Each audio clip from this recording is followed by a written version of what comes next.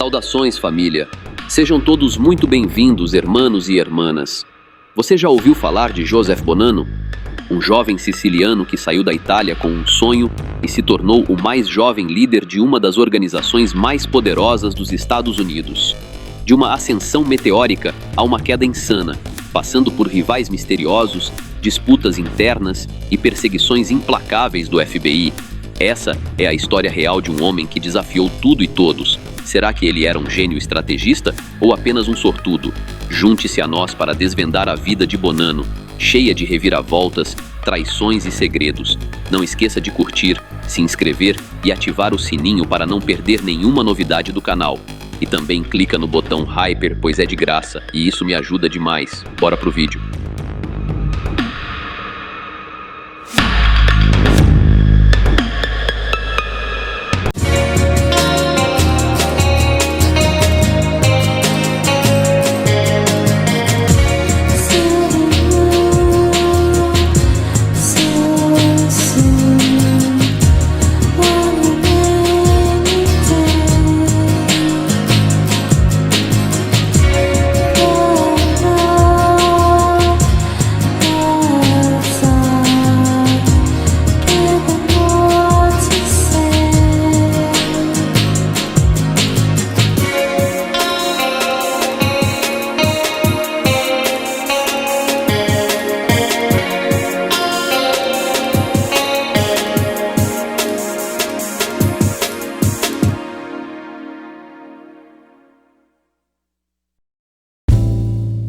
Aos 26 anos, ele assumiu o comando de uma das organizações mais influentes de Nova York, liderando-a por mais de 3 décadas sem nunca enfrentar grandes problemas legais durante esse período.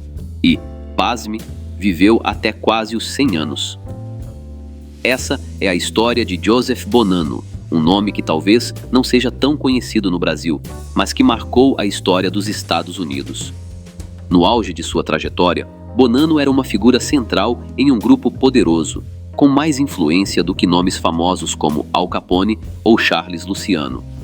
Ele representava o ideal de discrição, pouco holofote, muito impacto. O sobrenome Bonanno, ao contrário do que você pode imaginar, não tem nada a ver com bananas. Na verdade, vem do italiano e carrega o sentido de bom tempo ou vida boa. No início do século passado, na região de Castellammare del Golfo, na Sicília, esse sobrenome também indicava pertencer a uma das famílias mais influentes da comunidade local. Tanto o avô quanto o pai de Joseph Bonanno eram líderes de grupos importantes na região. Joseph, que na infância era chamado de supino, nasceu em uma família que poderia ser comparada a uma espécie de nobreza local, o que lhe trouxe certas vantagens naquele círculo fechado. Mas ele só descobriria isso anos depois. Quando criança, Joseph achava que sua família era como qualquer outra. Eles eram mais ricos que a maioria dos vizinhos, mas ele não fazia ideia do verdadeiro poder de seu pai. Em 1908, quando Joseph tinha apenas 3 anos, a família se mudou para Nova York, sem que ele entendesse o motivo. Anos depois, voltaram para a Sicília pelo mesmo motivo misterioso. A verdade é que Salvatore Bonanno, seu pai, era uma figura de destaque em sua organização. Para escapar de conflitos com outro grupo poderoso, os Castellammare Buccellato, ele precisou deixar a Sicília temporariamente. Assim que a situação se acalmou, Salvatore voltou para reassumir sua posição de liderança. Enquanto isso, o pequeno Joseph vivia alheio a esses acontecimentos. Ele era apenas uma criança comum, aproveitando a vida sem preocupações. Mas tudo mudou em 1915, quando seu pai faleceu após a primeira disputa mundial. 5 anos depois, sua mãe também partiu, e Joseph, ainda jovem, precisou amadurecer rápido. Ele passou a ser criado por seu tio, Stefano Magaddino. Não confunda com outro líder de mesmo nome, pois são pessoas diferentes, embora parentes. Joseph viveu com o tio até a idade adulta, e mais tarde mudou-se para Palermo. Graças à herança deixada por seus pais, ele não precisava trabalhar. A fortuna da família, administrada por seu tio, permitia que ele se dedicasse aos estudos na academia marítima, algo que ele adorava. Seu sonho era se tornar capitão de navio e explorar mares distantes. Mas, em 1924, No terceiro ano de sua formação, quando o diploma parecia estar ao alcance, seus planos foram interrompidos. O governo fascista, que assumiu o controle da Itália, trouxe mudanças que impactaram sua vida. Não era exatamente uma perseguição direta à sua família, já que Joseph era apenas um cadete, não um líder como seu pai. Mesmo assim, os ventos da mudança começaram a soprar, e ele precisou enfrentar novos desafios. O obstáculo que separava Joseph Bonanno de sua prova final na Academia Naval de Palermo era, acredite, uma túnica preta. Isso mesmo. O governo da época decretou que os alunos deveriam trocar suas túnicas brancas pelas pretas, seguindo as novas regras do regime. Bonanno, que já não simpatizava com as ideias autoritárias do governo, decidiu não aceitar a mudança. Com coragem, ele convenceu outros colegas a se juntarem a ele na resistência. No início, muitos estudantes apoiaram a causa, mas aos poucos, a pressão aumentou. As autoridades começaram a ameaçar os alunos com expulsão, e a túnica preta acabou prevalecendo. Mesmo assim, 7 cadetes, incluindo Bonanno, mantiveram-se firmes em seus princípios e se recusaram a ceder. Como consequência, foram suspensos por 3 meses, com a ordem de refletir e voltar usando as cores que representavam o novo clima do país. Joseph Bonanno era um desses jovens determinados, que não abaixaram a cabeça. Bonanno não estava disposto a ceder. Com o sangue siciliano correndo nas veias, misturado à energia da juventude e ao orgulho herdado de seu pai, ele não aceitaria voltar a um lugar onde tentavam impor a vontade de outros. O sonho de infância de se tornar capitão de navio havia escapado de suas mãos, mas isso não significava que ele desistiria. Pelo contrário, Joseph decidiu buscar um novo objetivo e resolveu que isso seria fora da Sicília. Sua primeira parada foi a Tunísia, onde ficou por alguns meses na casa de um tio, esperando por seu primo, Peter Magadino. Juntos, eles planejaram deixar a Sicília de vez. Quando Peter chegou, os dois partiram imediatamente para a França. Em Paris, foram recebidos por outro primo, Salvatore, filho do tio da Tunísia. Mas a Cidade Luz também não era o destino final. Bonanno não se lembrava muito dos Estados Unidos, onde vivera brevemente quando criança. Porém, as histórias que seu pai contava sobre a América como uma terra de oportunidades ficaram gravadas em sua mente. Assim que um sonho lhe foi tirado, ele encontrou outro: cruzar o oceano e construir uma nova vida nos Estados Unidos. O plano em Paris era simples: conseguir vistos e embarcar no primeiro navio disponível. Mas havia um problema. Peter não tinha passaporte, e sem ele, os vistos foram negados. Voltar para a Sicília não era uma opção. Então, os primos decidiram seguir para Cuba, onde encontraram pessoas que os ajudaram a chegar a Tampa, nos Estados Unidos, por meio de uma travessia de barco. Já em solo americano, agora como recém-chegados, eles seguiram rumo a Nova York. Mas a jornada foi interrompida. Durante uma parada de trem, foram detidos por autoridades de imigração. Joseph conseguiu fazer uma ligação rápida para seu tio, que o esperava em Nova York, avisando que provavelmente seriam deportados. Ele e Peter já começavam a traçar um novo plano para cruzar a fronteira quando receberam uma notícia inesperada. Um homem generoso, cuja identidade não foi revelada, pagou uma fiança de $1.000 para cada um deles, garantindo sua liberdade. Quem salvou Joseph Bonanno e seu primo Peter foi Stefano Magadino, um parente distante que vivia em Buffalo, nos Estados Unidos. Stefano, sobrinho de outro Magadino de Castellammare e primo de Joseph, era 14 anos mais velho e já estava estabelecido na América há mais de 2 décadas. Ele ficou sabendo dos problemas dos primos por meio de uma conversa com o tio de Joseph, que recebeu a ligação pedindo ajuda. Stefano agiu rápido e enviou um amigo, Willie Moretti, para resolver a situação. Curiosamente, Moretti, que mais tarde se tornaria uma figura conhecida nos círculos de Nova York, adorava contar a história de como conheceu Joseph em solo americano. Em janeiro de 1925, Joseph finalmente chegou a Nova York. Ele se instalou na casa de seu tio, Peter Bonventé, um barbeiro que ficou feliz em ensinar o ofício ao sobrinho. Mas cortar cabelo e conversar com clientes não era exatamente o que Joseph imaginava para seu futuro. Ele queria algo maior, um caminho que o levasse mais longe, e em Nova York, o sobrenome Bonanno começou a abrir portas. A comunidade de imigrantes sicilianos era muito unida e todos conheciam a reputação de Salvatore Bonanno, o pai de Joseph. Mesmo após sua morte, o nome da família ainda inspirava respeito. Além disso, seu primo Stefano Magaddino era uma figura influente em Buffalo, o que reforçava a ideia de que Joseph vinha de uma linhagem especial. Muitos jovens italianos queriam se aproximar de Joseph, atraídos pelo prestígio do sobrenome Bonanno. E ele não precisou procurar muito para encontrar uma oportunidade. 2 sicilianos, Giovanni Romano e Gaspar Di Gregorio, que trabalhavam com a produção de bebidas durante a Lei Seca, viram em Joseph um parceiro valioso. Para eles, ter alguém com o sobrenome Bonanno era uma vantagem. Joseph, por sua vez, estava animado com a chance de ganhar dinheiro e se estabelecer. Não era um negócio gigantesco, mas rendia o suficiente para que os jovens levassem uma vida confortável, sem privações. Eles produziam bebidas em um porão e usavam um túnel secreto para transportá-las até uma garagem ao lado, onde eram carregadas em caminhões e levadas a bares clandestinos. As autoridades locais não interferiam, pois recebiam subornos regulares, e os grandes mafiosos da cidade não se interessavam por um negócio tão pequeno. Para Joseph e seus amigos, parecia que tinham encontrado o caminho perfeito. Mais alguns anos assim, e eles poderiam investir os lucros em um empreendimento legal, garantindo um futuro tranquilo. Mas a vida nem sempre segue o plano. Certo dia, enquanto Giovanni preparava mais uma leva de bebida no porão, ele não percebeu um vazamento de álcool. O líquido pegou fogo, causando uma explosão. Giovanni não sobreviveu. A tragédia abalou Joseph profundamente.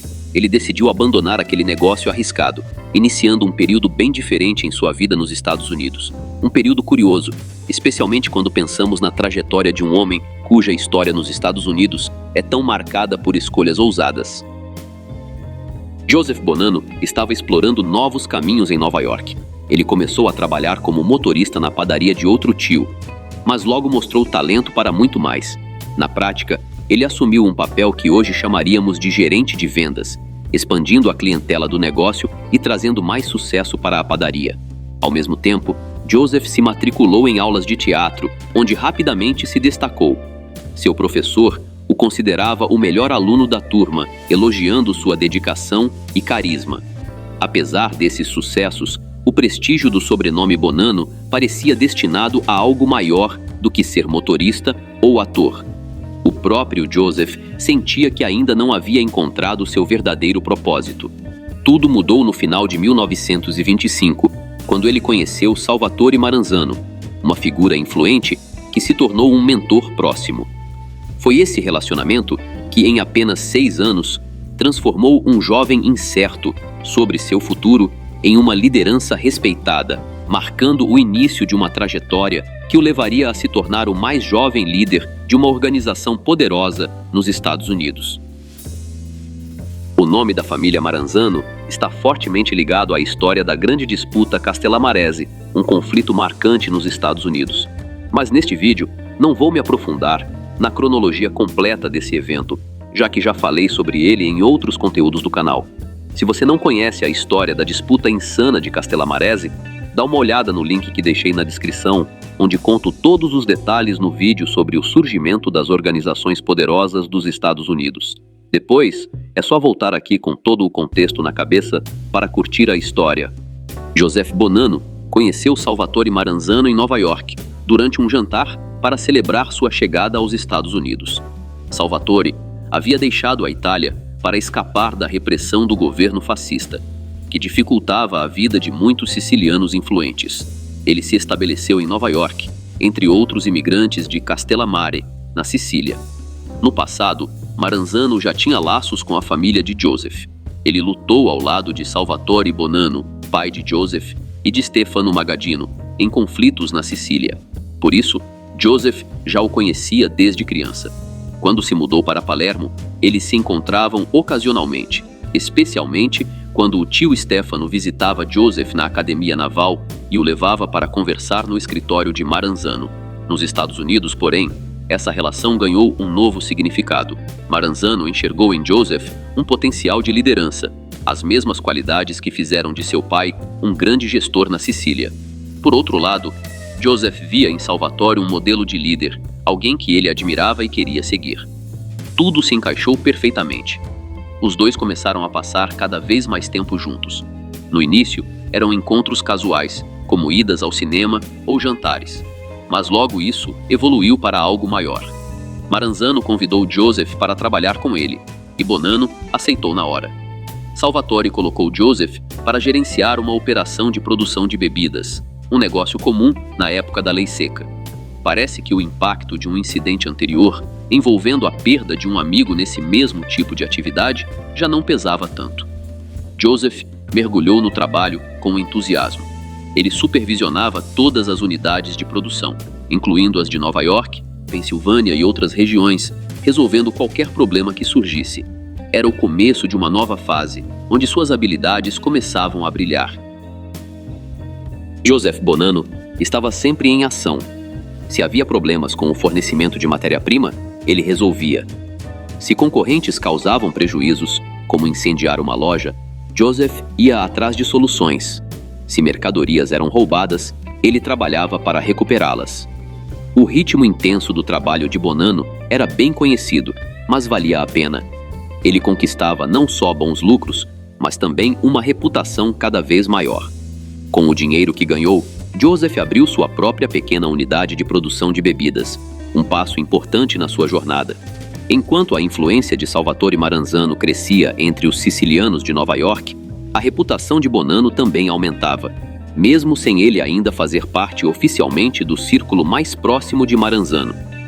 Um caso marcante ilustra isso. Certo dia, um homem chamado Mimì, ligado a uma família influente de Castellammare, tentou pressionar Joseph para controlar sua unidade de produção. Bonanno deixou claro que não aceitaria interferências e que, se Mimì insistisse, as coisas não terminariam bem. Joseph não sabia que Mimì era uma figura importante e Mimì não fazia ideia de quem estava por trás de Bonanno. O conflito levou a uma reunião para resolver a disputa.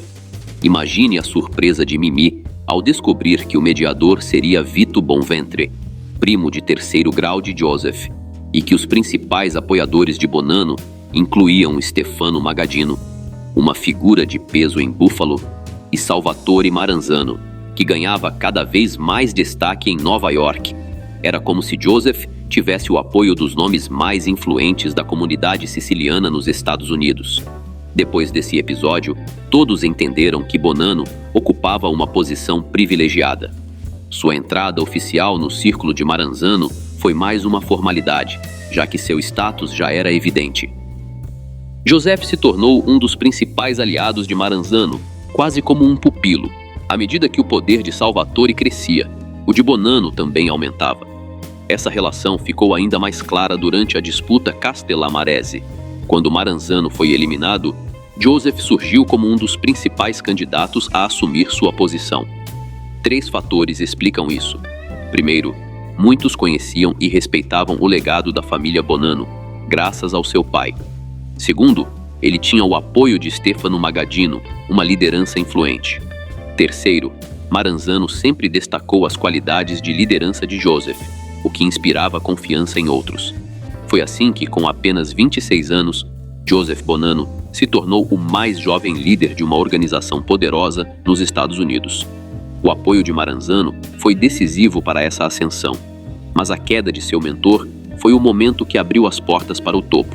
Diferente de Maranzano, que caiu em meio ao conflito, Joseph mostrou visão estratégica. Ele não buscou vingança contra Charles Luciano, optando por negociar a paz. Isso garantiu sua inclusão na primeira comissão, um grupo criado para mediar disputas entre líderes. Aliás, sobre a criação da comissão, já falei sobre isso em detalhes no vídeo sobre a trajetória de Charles Luciano. O link também estou deixando na descrição. A comissão trouxe estabilidade, resolvendo conflitos sem tretas. Por mais de uma década, não houve grandes confrontos ou incidentes de destaque. Os líderes gerenciavam seus negócios tranquilamente e prosperavam. Joseph Bonanno não era apenas mais um imigrante em busca do sonho estadunidense. Ele estava a um passo de torná-lo realidade. Nos Estados Unidos, ele construiu um império com mais de uma dúzia de empresas, que iam desde a produção de queijos até a indústria de roupas. Seus negócios eram tão bem-sucedidos que no final dos anos 1950, ele pôde comprar 3 casas de luxo em diferentes partes do país. Mas o que realmente importava não era só o dinheiro. Bonanno não apenas alcançou o topo, como também conseguiu manter sua organização forte e permanecer como líder, mesmo durante os períodos mais turbulentos da comunidade siciliana em Nova York, que começaram no final dos anos 1940. Os primeiros sinais de que tempos difíceis estavam por vir surgiram com um conflito discreto entre o líder Vincent Mangano e seu aliado Albert Anastasia. Anastasia contava com o apoio de outro líder influente, Frank Costello, o que gerou tensões. Eventualmente, Mangano saiu de cena em circunstâncias pouco claras e Anastasia assumiu a liderança. Esse movimento marcou a formação da primeira grande aliança dentro da comissão, mudando o equilíbrio de poder entre os grupos sicilianos de Nova York. Do outro lado dessa aliança entre Albert Anastasia e Frank Costello estavam líderes mais tradicionais, como Joseph Bonanno, Joseph Profaci e Stefano Magaddino. Após Vincent Mangano deixar a liderança da comissão em circunstâncias pouco claras, o papel de presidente e figura mais respeitada passou para Bonanno. Esse momento marcou o auge de sua influência. Joseph fez de tudo para manter essa posição de destaque. Em seu livro, ele descreve os eventos seguintes como uma tentativa de preservar a harmonia entre os grupos. No entanto, olhando em retrospecto, fica claro que ele também lutava para não perder o controle que havia conquistado, especialmente quando a aliança entre Costello e Anastasia começou a desafiar sua autoridade. Galera, rapidinho, se vocês curtem o conteúdo aqui do canal e querem dar aquela força sem gastar nada a mais por isso, prestem atenção nessa dica. Sempre que vocês comprarem qualquer coisa na Amazon, seja um livro, fone, celular ou até um cabo USB, usem o meu link de afiliado que está aqui na descrição. Quando você compra por lá, a Amazon me paga uma pequena comissão, sem mudar absolutamente nada no valor da sua compra. É uma forma simples e gratuita de apoiar o canal, e você ainda garante os produtos que já ia comprar. Então já sabe, né? Clicou no link da descrição antes de comprar. Você já está ajudando. Valeu demais! Nesse cenário, 2 membros da família Genovese que queriam tirar Frank Costello do caminho se aliaram a Tommy Lucchese, que havia acabado de assumir uma posição de liderança. Uma espécie de disputa fria começava a se formar entre os grupos sicilianos de Nova York, com o risco de se transformar em um conflito aberto. Costello chegou a levar uma acusação contra Vito Genovese à comissão, alegando que ele planejava eliminar Albert Anastasia. No entanto, Genovese foi absolvido, em grande parte graças à intervenção de Joseph Bonanno. Em seu livro, Bonanno descreve sua decisão como um ato em favor da justiça e da harmonia entre os grupos. Mas, pensando bem, absolver Genovese era estrategicamente vantajoso para ele. Se Genovese fosse condenado, a aliança entre Costello e Anastasia poderia se voltar contra Bonanno, ameaçando sua crescente influência. O que Joseph não previu foi a habilidade e a sorte de Tommy Lucchese. Com a ajuda de seu aliado, Vito Genovese, dizem que Lucchese conseguiu enfraquecer Costello, que perdeu sua posição de liderança. Genovese, por sua vez, assumiu o comando. Juntos, eles apoiaram Carlo Gambino, que se tornou líder após a queda de Anastasia, em circunstâncias misteriosas. No início dos anos 1960, a posição de destaque de Bonanno na comissão começou a ser questionada. E é aqui que a história fica ainda mais fascinante. Vamos explorar como Joseph tentou consolidar seu controle sobre a comissão. Mas antes, vale a pena entender melhor as alianças que se formaram nesse momento. De um lado, estavam Stefano Magaddino, Carlo Gambino, Tommy Eboli e um novo membro da comissão, Angelo Bruno, de Filadélfia. Do outro, alinhavam-se Joseph Bonanno, Joseph Profaci, Joe Zerilli, de Detroit, e Sam Giancana, de Chicago. Zerilli e Giancana tendiam a apoiar Bonanno, mas não eram aliados incondicionais. E aí você pode se perguntar, como, em apenas alguns anos, Bonanno conseguiu perder o apoio de tantos membros da comissão? Com Vito Genovese, Gambino e Eboli, que assumiu o lugar de Genovese, a situação é mais clara. Mas a história com Magaddino, essa é bem interessante e merece uma atenção especial. Quando Joseph Bonanno foi escolhido como líder no início dos anos 1930, Stefano Magadino, seu primo, acreditava que poderia guiar o jovem Joseph para alinhá-lo aos seus próprios objetivos. No entanto, ao chegar aos anos 1950, ficou evidente que, entre os dois, quem ocupava a posição de maior destaque era Bonanno. Esse cenário gerou tensões, especialmente porque ambos queriam expandir sua influência para o Canadá. Essa rivalidade criou uma brecha que a aliança liderada por Vito Genovese soube aproveitar, atraindo Magadino para o seu lado. Com o passar do tempo, Joseph Bonanno viu seus aliados diminuírem. De seus antigos apoiadores, restava apenas Joseph Profaci, cuja organização enfrentava sérias disputas internas com os irmãos Gallo. Em 1962, Profaci faleceu e a liderança passou para Joe Magliocco, que, embora leal a Bonanno, tinha menos peso entre os líderes sicilianos de Nova York. Diante desse cenário, o que Bonanno poderia fazer? Aceitar a derrota e se afastar, ou tentar uma jogada arriscada para recuperar sua influência? Em sua autobiografia, Bonanno afirma que optou por se afastar, mas também começou a planejar uma estratégia mais ousada. No entanto, outras fontes contam uma história diferente, sugerindo que ele nunca quis realmente desistir. Quem acreditar? Minha sugestão é: tire suas próprias conclusões. Vou apresentar as duas versões dos eventos que se seguiram, que, apesar de diferentes, levam ao mesmo desfecho. A versão mais aceita é que Bonanno decidiu recuperar o controle da comissão por meios drásticos, planejando neutralizar as influências de Vito Genovese, Carlo Gambino e Stefano Magadino. Mas será que foi exatamente assim? Vamos explorar o que aconteceu em seguida. Essa versão dos fatos vem principalmente de informações coletadas pelas autoridades, especialmente de gravações secretas envolvendo Sam de Cavalcanti, uma figura influente de Nova Jersey. Essas evidências jogam luz sobre os planos de Joseph Bonanno e os eventos que abalaram a comissão. Após a queda de Joseph Profaci, quando Joe Magliocco assumiu a liderança de sua organização, Joseph Bonanno sugeriu um plano ousado: neutralizar os líderes da comissão, deixando Magliocco livre para lidar com as tensões internas causadas pelos irmãos Gallo. Magliocco concordou com a ideia e trouxe para o plano um aliado, Joe Colombo. No entanto, Colombo traiu a confiança de Magliocco e revelou o esquema aos outros membros da comissão, expondo as intenções de Bonanno e Magliocco. Durante a audiência sobre o caso, a comissão decidiu não tomar medidas drásticas contra Joe Magliocco, que acabou falecendo de causas naturais um ano depois. Joseph Bonanno não foi formalmente acusado nessas reuniões, mas todos sabiam do seu envolvimento. Bonanno, no entanto, evitou ser convocado para a audiência, usando todos os meios possíveis para se manter afastado. Segundo a versão do próprio Bonanno, ele não estava envolvido em nenhum plano secreto. Ele alegava que sua associação ao caso ocorreu apenas porque seu filho Bill, por cortesia, levou Magliocco a uma reunião.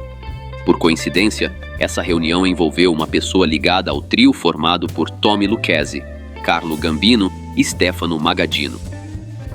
Joe Colombo, é claro, informou Stefano Magadino sobre o plano, mas Magadino, movido por ciúmes, interpretou a situação como um esquema maior, no qual Joseph Bonanno também estaria envolvido.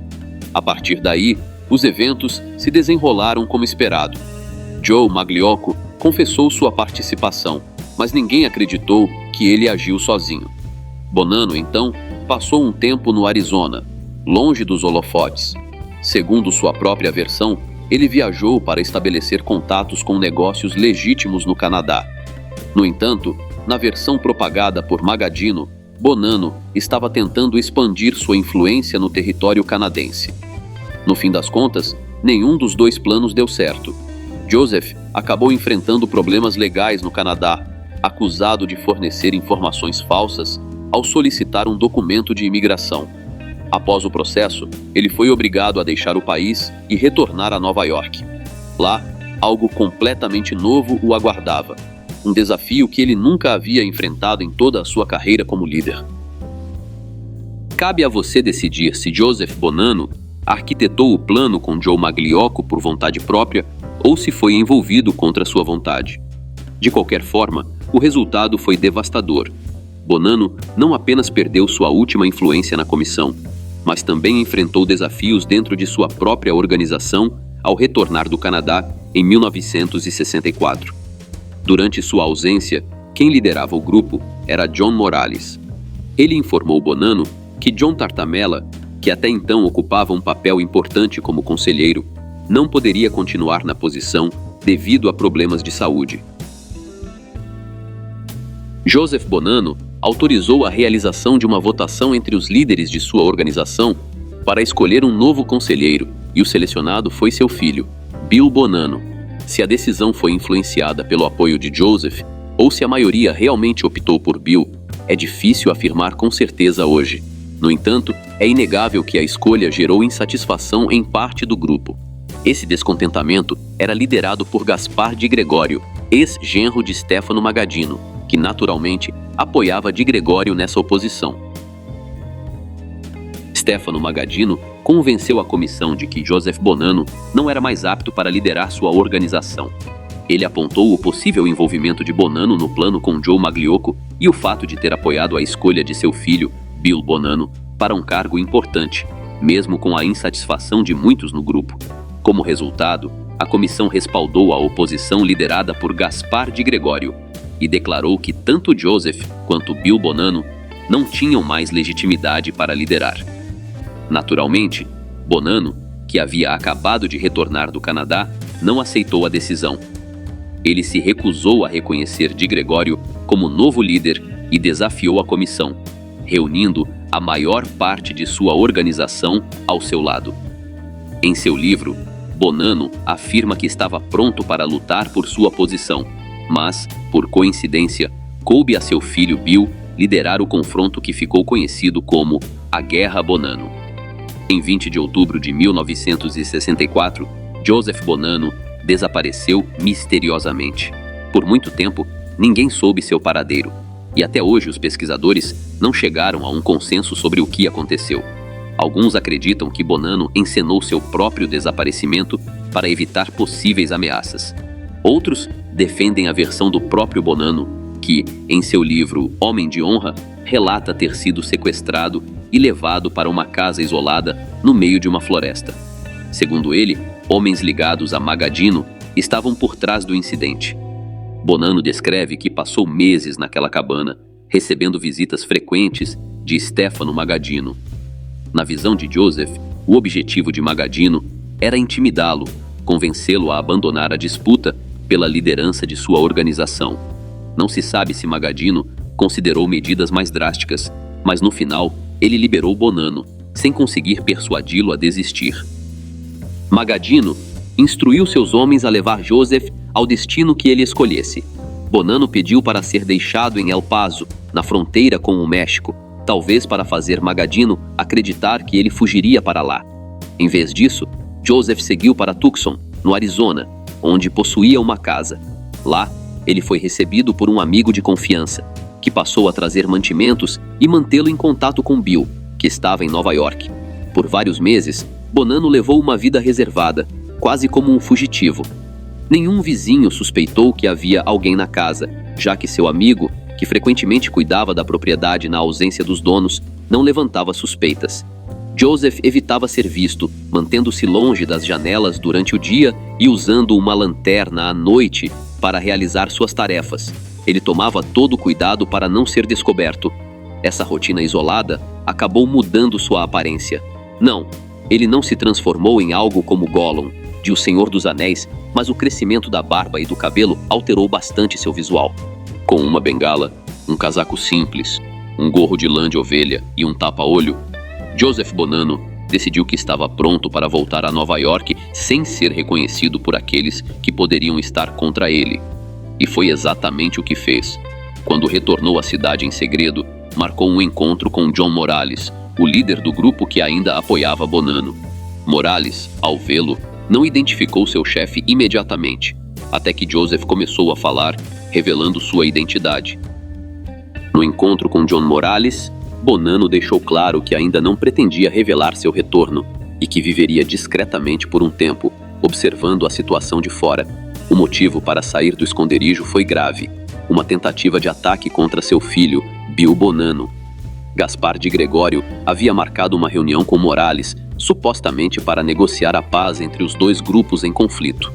Durante todo o período em que Joseph esteve afastado, as tensões entre os lados opostos de sua organização resultaram em confrontos esporádicos. Morales não pôde comparecer à reunião, e Bill foi em seu lugar. Mas, em vez de uma negociação, o que o aguardava era uma emboscada com disparos na entrada da casa.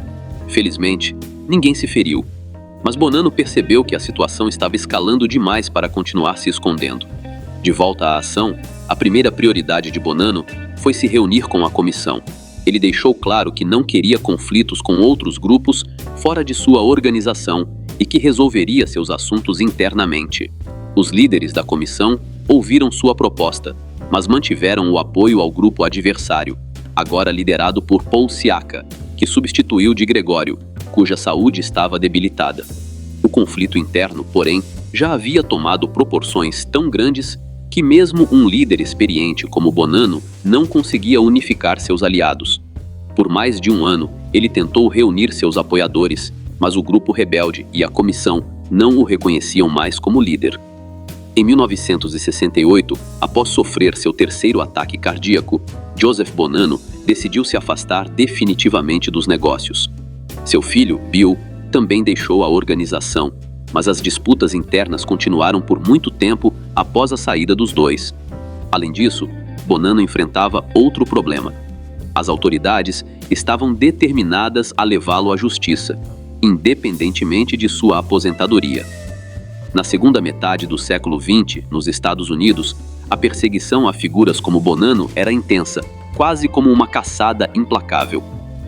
Seu primeiro encontro com a polícia ocorreu durante a disputa Castellamarese, quando foi detido em um carro com uma arma. As autoridades, porém, não conseguiram provar que a arma pertencia a ele e as acusações foram arquivadas. Curiosamente, esse incidente marcou a primeira aparição de Bonanno nos jornais. Ele foi chamado de Homem de Al Capone, porque as metralhadoras Thompson encontradas no carro eram associadas ao famoso gangster de Chicago. No entanto, os verdadeiros problemas legais de Bonanno começaram após uma reunião em Apalachim, onde líderes de várias regiões do país se encontraram. Esse evento foi descoberto pela polícia e amplamente divulgado pela mídia, chocando o público e trazendo à tona a questão das organizações sicilianas nos Estados Unidos. Joseph Bonanno era contra a realização da reunião em Apalachim desde o início. Quando estava na Itália, soube do evento apenas ao retornar aos Estados Unidos, e a notícia não foi bem-vinda. Durante sua ausência, Vito Genovese e Tommy Lucchesi aproveitaram para consolidar seu poder. Genovese assumiu a liderança de sua organização, afastando Frank Costello, enquanto Albert Anastasia, líder de outro grupo, morreu em circunstâncias trágicas, sendo substituído por Carlo Gambino, um aliado próximo de Lucchesi. A Convenção Nacional em Apalachim tinha o objetivo de legitimar essas mudanças, o que reduziria a influência de Bonanno na comissão. Como já mencionamos, Bonanno fez de tudo para evitar um convite oficial para a reunião. Quando finalmente recebeu um, enviou representantes em seu lugar, evitando comparecer pessoalmente para não testemunhar sua influência diminuir em questão de horas. Mesmo assim, seu nome acabou nos jornais. Antes de viajar, Bonanno pediu que seus aliados renovassem sua carteira de motorista. Gaspar de Gregório, responsável por entregá-la, esqueceu-se repetidamente. Por coincidência, de Gregório levou a carteira para a reunião em Apalachim, onde Bonanno havia enviado seus homens. As autoridades, ao descobrirem a carteira com de Gregório, presumiram que Bonanno estava presente, e a mídia amplificou essa narrativa. A partir de Apalachim, as autoridades intensificaram a pressão contra Bonanno. Ele e outros líderes foram acusados de obstrução de justiça, já que ninguém na reunião revelou o verdadeiro motivo do encontro. No final, ninguém foi formalmente condenado, e Bonanno nem chegou a enfrentar um julgamento, pois estava se recuperando de seu segundo ataque cardíaco, em 1958. O primeiro havia ocorrido em 1951. Apesar dos sustos, Bonanno parecia não tirar lições desses episódios, como vimos em sua trajetória. As autoridades voltaram a mirar Bonanno após seu retorno do Canadá, em 1964. Sem provas concretas de atividades ilícitas, usaram seus problemas legais no Canadá como pretexto para interrogá-lo perante um grande júri. Durante 3 dias, questionaram-no sobre todos os aspectos possíveis, mas Bonanno respondeu apenas invocando a Quinta Emenda, protegendo-se contra autoincriminação. Ele foi liberado mais uma vez. Em outubro daquele ano, Bonanno foi novamente convocado para depor perante um grande júri. Curiosamente, um dia antes da audiência, ele desapareceu, ou, como ele alega, foi sequestrado. Não comparecer a uma intimação judicial não é uma boa ideia, e é ainda pior prometer aparecer em uma data específica e não cumprir. Quando Bonanno, por meio de um conhecido, informou a Bill que estava vivo e seguro, Bill interpretou que seu pai retornaria em breve. Animado, ele comunicou ao advogado, que com boas intenções, marcou uma data para as audiências. Mas, como sabemos, Bonanno não tinha planos de sair do esconderijo tão cedo. Surpreendentemente, o grande júri não emitiu uma citação por desacato, e Bonanno foi levado a tribunal por mais de 1 ano, sem que as autoridades conseguissem provas contra ele. Isso significava que desistiriam de persegui-lo? De forma alguma. Quando Bonanno se mudou para o Arizona, a pressão das autoridades o seguiu, tomando um rumo inesperado que veremos em breve. Tudo começou em uma noite de julho de 1968, em Tucson. Joseph Bonanno, sua esposa e seu filho Bill estavam jantando quando Bill saiu para fumar. De repente, Bonanno ouviu um disparo de espingarda, seguido por uma explosão. Alguém tentou lançar um explosivo na casa, mas o tiro de Bill interrompeu o atacante, fazendo com que o artefato detonasse sem atingir o alvo. Na época, Joseph não sabia quem estava por trás do incidente, mas rejeitava as especulações da mídia sobre uma suposta guerra entre gangsters. Incidentes semelhantes ocorreram com outras figuras influentes em Tucson, mas Bonanno insistia que não havia ordenado ataques contra ninguém, nem acreditava que outros tivessem feito isso contra ele. A verdade veio à tona 1 ano depois, em 1969, quando a polícia prendeu 2 homens que confessaram envolvimento em uma série de explosões. Surpreendentemente, as investigações apontaram para um ex-agente do FBI, David Hale, como o responsável. Segundo os homens, Hale os recrutou com a promessa de limpar a cidade de figuras como Bonanno, instigando explosões em residências de líderes sicilianos para provocar conflitos internos e enfraquecê-los. Os 2 homens, William Dunbar e Paul Stevens, foram presos e condenados, mas Hale, embora tenha deixado o FBI, nunca enfrentou acusações formais. Você poderia pensar que, após um agente do FBI tentar incriminar ou atacar Bonanno, as autoridades aliviariam a pressão sobre ele. Pelo contrário, a perseguição só aumentou. O FBI intensificou seus esforços, enviando um agente disfarçado, Joseph Pistone, conhecido como Donnie Brasco, que se aproximou de Bill Bonanno e conseguiu se infiltrar no círculo próximo da família em Tucson. Durante um período prolongado, Pistone viveu próximo a Bonanno, mas apesar de suas tentativas, as conversas com o velho italiano giravam em torno de arte, filosofia e assuntos gerais, sem revelar informações comprometedoras.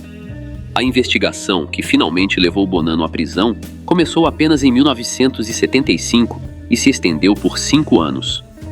A obsessão do FBI por esse italiano esquivo era evidente. Como parte do esforço, uma equipe de agentes foi designada para inspecionar o lixo de Bonanno diariamente, chegando cedo pela manhã, antes da coleta de resíduos, na esperança de encontrar qualquer pista que pudesse incriminá-lo.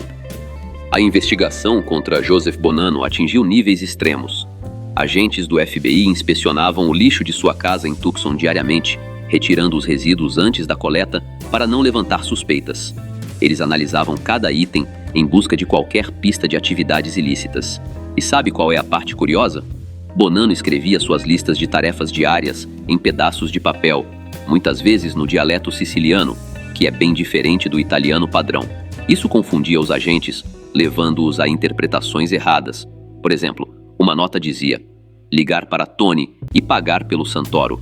Em italiano, Santoro pode soar como eliminar ou cortar, fazendo os agentes acreditarem que Bonanno planejava contratar alguém chamado Tony para um delito.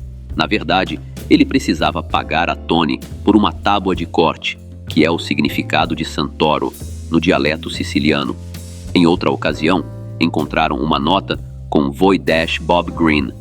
Os agentes interpretaram isso como uma ameaça ao jornalista Bob Green, que havia publicado uma matéria sobre Peter Licavoli, um líder siciliano. Na realidade, Bonanno anotou que achava a matéria vazia e sem credibilidade. Sem que ele soubesse, as autoridades colocaram Green sob proteção 24 horas por causa dessa nota. Além da inspeção do lixo, as autoridades instalaram um rastreador no carro de Bonanno para monitorar seus movimentos, grampearam seus telefones e enviaram um agente disfarçado chamado Lou, que se aproximou de Bill Bonanno para tentar obter informações do próprio Joseph. Eles também tentaram conectá-lo a negócios obscuros de seu filho na Califórnia. Após 5 anos dessa intensa perseguição, qual foi o resultado? Bonanno foi condenado a 5 anos de prisão por obstrução de justiça, mas cumpriu apenas 1 ano. Mais tarde, enfrentou outros 14 meses de prisão devido a seu livro, Homem de Honra, onde detalhou a história das organizações sicilianas nos Estados Unidos.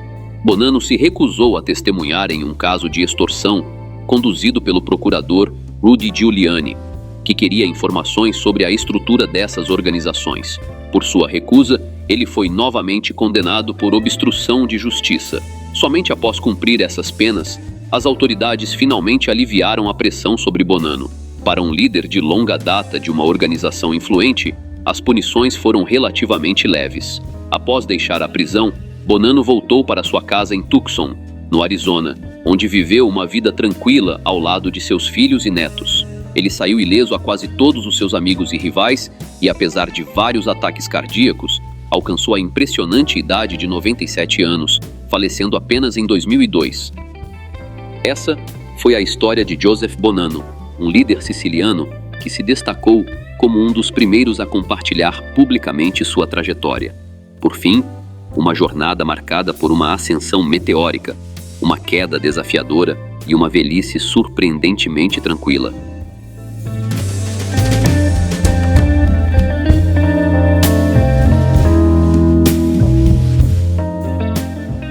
Salve família!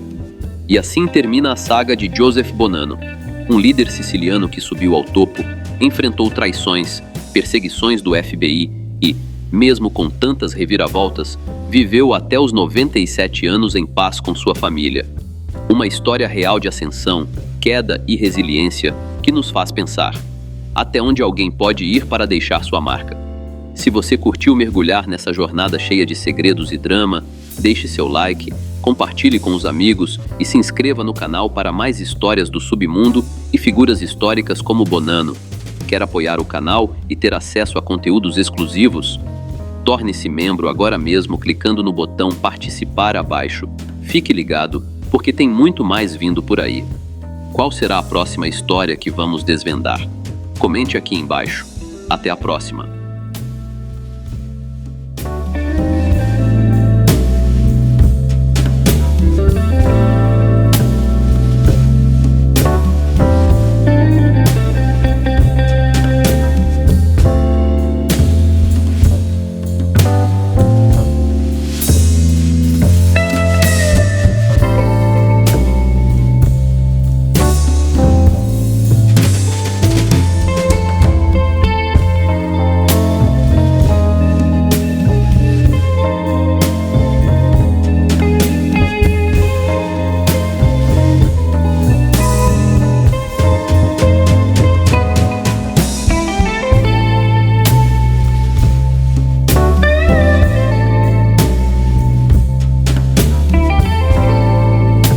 Sejam todos muito bem-vindos à loja do canal.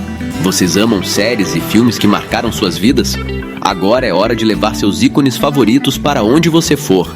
Na loja do canal, temos as melhores capas personalizadas para celulares, com designs exclusivos dos maiores sucessos do cinema e das séries. Quer o clássico terno preto de um mafioso icônico? A imagem que te marcou no filme? Ou o rosto marcante daquele personagem inesquecível? Aqui você encontra tudo isso e muito mais. Capas feitas com qualidade premium, alta definição de imagem e materiais resistentes para proteger seu celular com muito estilo. Entregamos em todo o Brasil, com frete rápido e pagamento fácil, porque seu celular merece ser único, assim como você. Acesse agora mesmo e conheça todos os nossos modelos. O site está nos comentários fixados. Aqui deixamos seu celular com a cara das suas histórias favoritas. Transforme sua paixão em proteção.